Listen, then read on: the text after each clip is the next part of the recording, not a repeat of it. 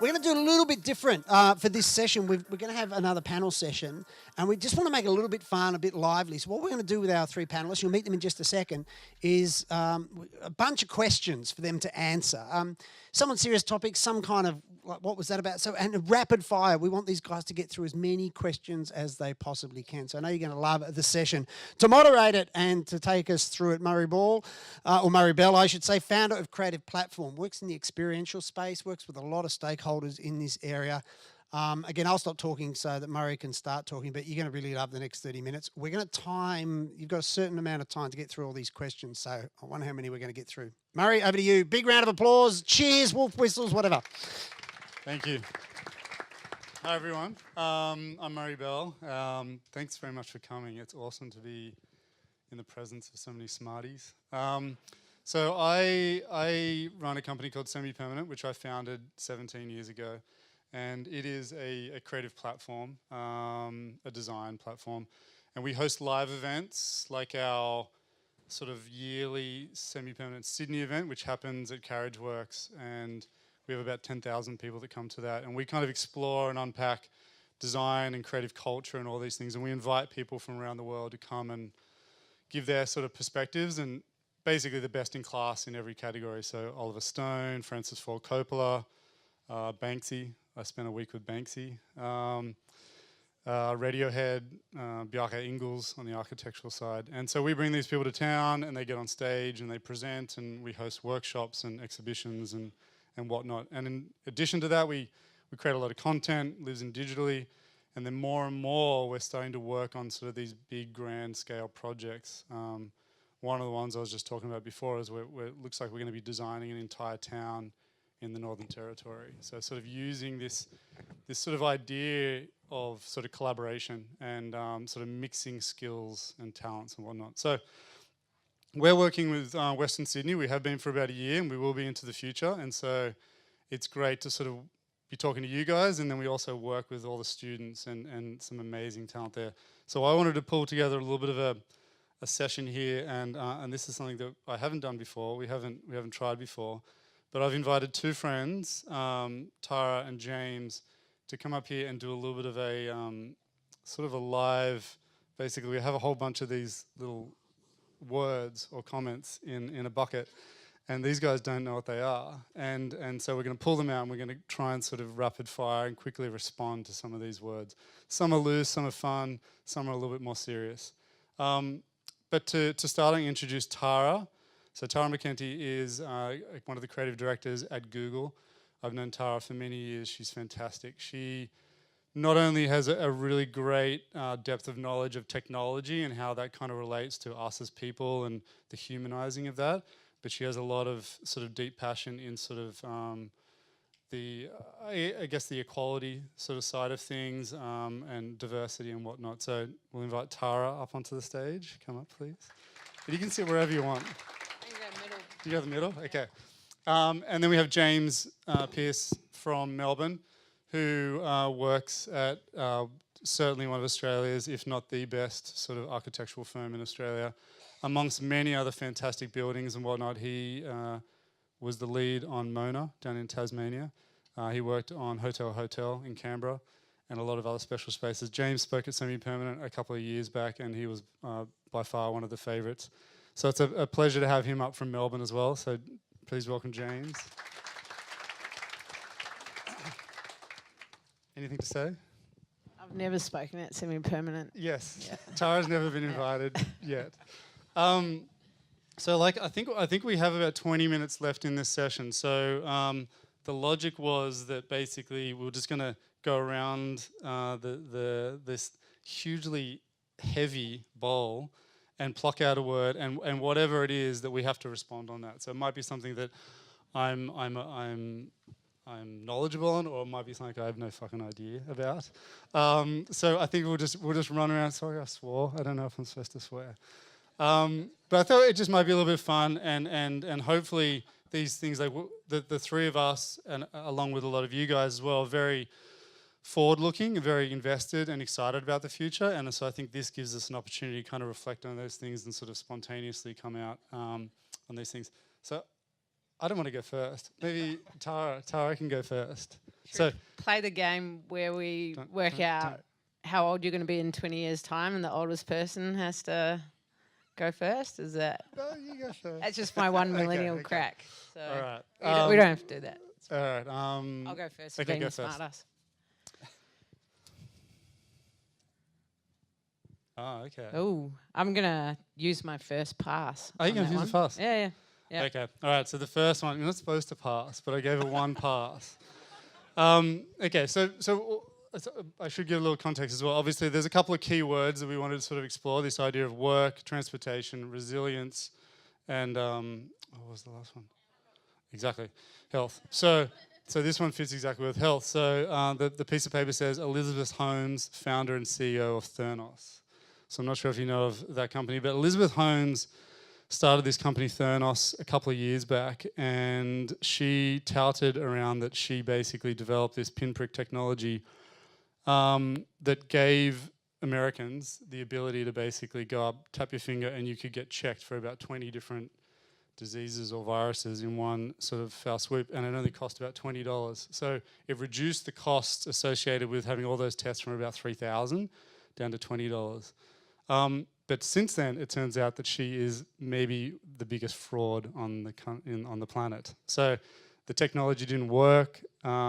She was diluting the blood samples with water, and basically like doing the scale across all these 30 tests or whatever. But so that's who she is. My thoughts on her is, even though she's a fraud, she's amazing. Like in the sense that there's, especially within the medical industry, and I watched this great doco the other day. It's on Netflix, Dirty Money, and it's a little bit about that company Valiant and how the prices of the medical industries, the medication's going through the roof. And even though there's so many things wrong with her, the way she did it, that idea of basically giving medical care at a low cost for everyone is a great concept. I wish she had have converted, but yeah, she sucks. But it's what's probably put the idea out there, Murray. Yeah, so, there might be someone that follows that up. It's the mavericks, I reckon, of society that are actually, something to be encouraged. And sure, people are going to fail. Yeah. But I think one way that we get to new solutions and new ideas is to encourage people to really try. And then when they do, sure, fraud is a bit different. Yes. But if you fail, then that should be, well, you gave it a good go, bad luck, but how can you get on to the next one? And I think we have a bit of an attitude of, I told you it never works, so, Yeah. you're an I think she as well, for a short period of time there, she was the wealthiest woman on the planet. She had a personal wealth of $4.7 billion because she owned 50% of the shares in Theranos. Anyway, we're taking too much time. Go. Oh, me, right. Okay, here we go. Rummage. Right. What do we got? Ooh. Okay, this is a good one. Hoverboard or Nike lace-ups? Do you want the millennial to talk to this one? No, I'm not going to steal it from you. Yeah, no, look, a big fan of hoverboards and flying things. If only they would actually be invented. I mean, we've been talking about flying cars and so forth for how many years? It's like, where's my flying car? Who said that recently? Someone. But I think there's a documentary I wrote recently on the Nike designer. Tinker. That's right. Tinker. That's right. It decided that actually laces were so last year, and wanted a shoe that you just put it on it would zip, and that was in the Back to the Future movies. Yeah. And the great story there is they actually launched it, I think at the date when the Back to the Future movies were set. They actually launched that shoe, and they got Michael J. Fox to put it on the date that it would have been in the movie had it have happened.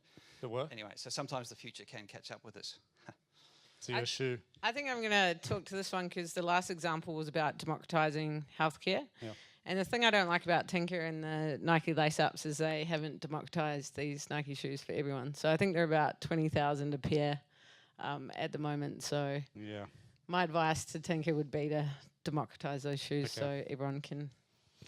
All right, I'll go to my first one. An important message from someone older than yourself. Okay. First thing that springs to mind, recently at that semi-permanent event, I had the pleasure and the terrifying experience of interviewing Oliver Stone for 60 minutes, and he is crazy. He's awesome, but he's been to Vietnam. He's done 3 terms in Vietnam. He's won like 7 Oscars.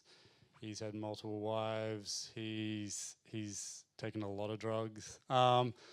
Maybe not necessarily something he did say this crazy thing right before we're not sitting with him. I had this like immense feeling of when this guy dies, a whole lot of knowledge from the world goes with him. Like I was like, I wish I could.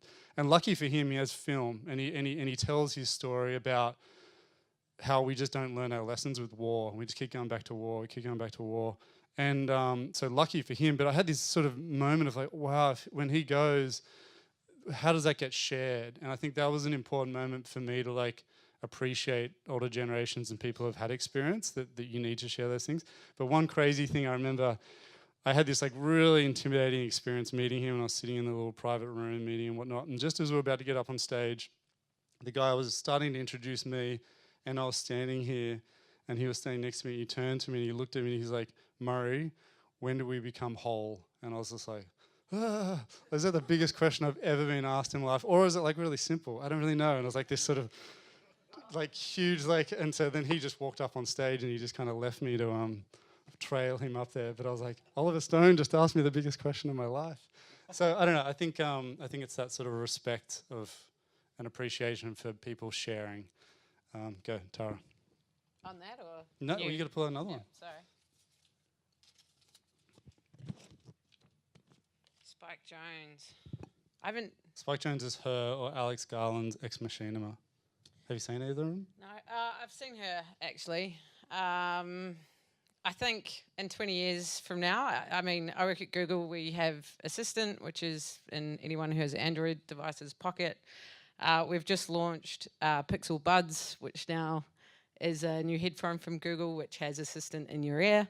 If anyone travels a lot and uses Bluetooth headphones, you can also get Assistant in certain models. So we're kind of there in the sense that you can have knowledge in your ear if you want it. It is pretty rudimental. You can argue it's getting more and more useful. It is fundamental, but so rudimental. But I think what the movie Her does is it's like, when do we get to this point where we can actually have relationships with our virtual assistants or with our assistants, and when does that start to affect our humanity, I guess. So yeah, well, I think particularly now we look at things like augmented reality and we look at things like virtual reality, and as headsets become more and more popular, you can essentially live a second life entirely. And we're not too far away from being able to stay in a virtual world and have everything brought to you or ordered to you. And I think working in health as well, you've seen studies where it shows that social interaction is what keeps us alive the longest.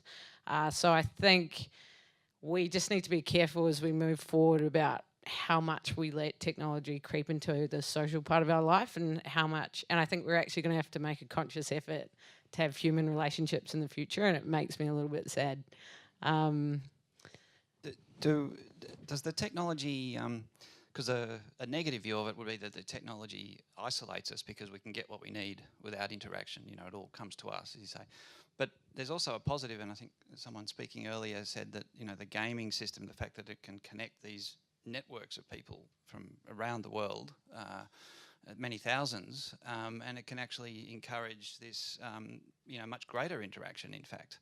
Do you think it's a choice we need to make about which path we take, or is it, you know, is it going to be human nature to always expand rather than sort of? I think there's always going to be a balance, and there's going to be different demographics. Like, you could argue that technology's actually left the elderly behind currently in its current form. But for me, what's really exciting about voice interfaces that's coming into play.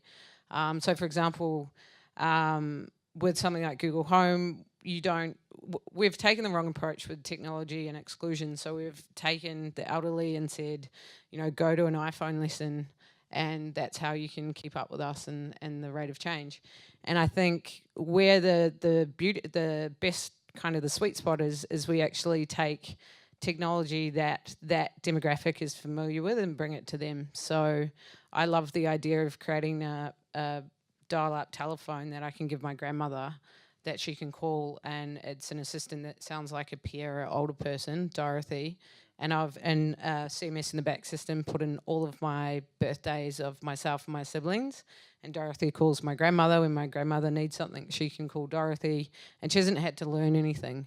And so I think with voice interface, because we know that human behaviour, it's hard to change, and with voice interface, what's awesome now is we're not asking people to learn an interface, we're just asking people to talk to something. And then again, if I was to put my diversity and inclusion hat on, one more question. Sorry. How many more questions? Just one. I think one more. Yeah, I think the one thing that I would love to see change is that at the moment Google Assistant is a androgynous, like we should have more androgynous and male voices rather than female voices like Alexia and so forth. So anyway, that's my 2 cents on that. Oh, right, here we go. See if we can sneak in two more. Better be a good one, rightio. We'll be really quick. Okay, here we go. Oh yes, look, this is a good one. How should we make decisions? And then in finer print, reason, science, data, and then it could be on the other side of that, culture and instinct. So this is a big one for as architects.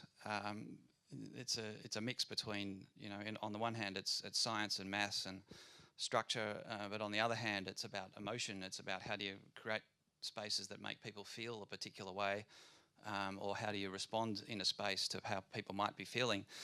So I think it's a mixture of all things, but I think what the basis of decision making should be about the fact that we're all fundamentally human. So, you know, Homo sapiens have been around for maybe 200,000 years.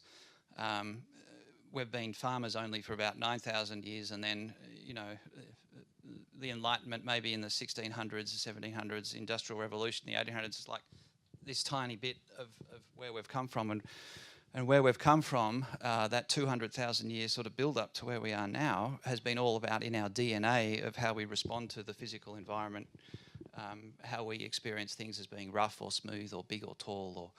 And if we can respond to that part of ourselves rather than perhaps our, not rather than, but culture is going to be an overlay, but it's a relatively modern thing, and cultures change and the way we think about those sorts of things change. But what is really built into us is how we perceive things as a biological sort of response. I think if we can understand that more, when we talk about building places for people, you know, we shouldn't, and with diverse communities, with different cultures, we should be thinking about people as humans. How do we build places for humans, and how do they feel, how do we feel good in spaces? And I think it's got a little bit to do with culture, but it's really got to do with our humanness.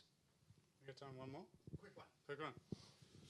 I say on that, my wife is pregnant due in 2 months, and how I'm making a very important decision for his name is a friend of mine actually coded a thing called the pop clock, where I put in a list of our top 5 names, and then the date, exact time that the baby's born, it randomizes the different names, so the website actually chooses the name for me.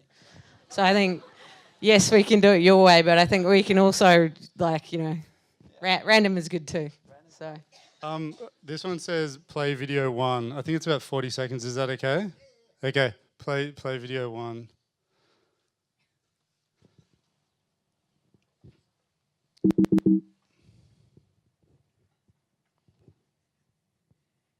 We're eating into our 40 seconds.